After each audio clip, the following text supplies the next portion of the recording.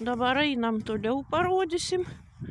Čia visai prie namų nebėra, iš viso berželių jokių. Dabar einam toliau, parodysim. Vienu malku. Kiek iškirto biokūrą darys, o ten kiek dar toliau malkų. Gal kam pardavė?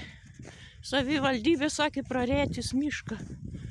Prarėti, sakė, mišką. Va tai prarėkite, nu kad dykynės palika, tik keli berželiai palika.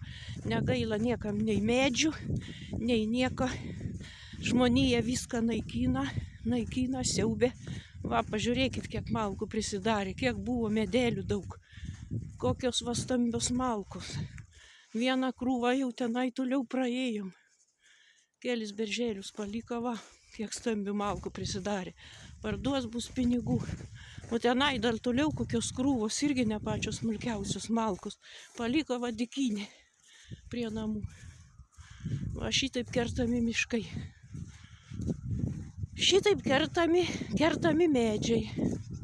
Nesvarbu, kur jie yra, iškirs, parduos, ką darys, va, dykynė palika. O patiem nei eglutės čia nebuvo galim nusikirsti, nei nieko. Draudžiama, tai va, nieko nebelika dykynė. Dykynė. Kas šito dykynė kelis berželius palika ir va, dar žiūrėkit kokios krūvos, va. Mane ranka nušalo, perodant jums. Dar čia, na, irgi neišsmulkiausių. Neišsmulkiausios. Medžiai nesmulkiausi, ne patys. Kiek medžių nesuskaičiuosi, kiek čia medžių buvo. Va ir ten toliau.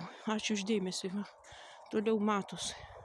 Va šitokios dykynės, va, matosi.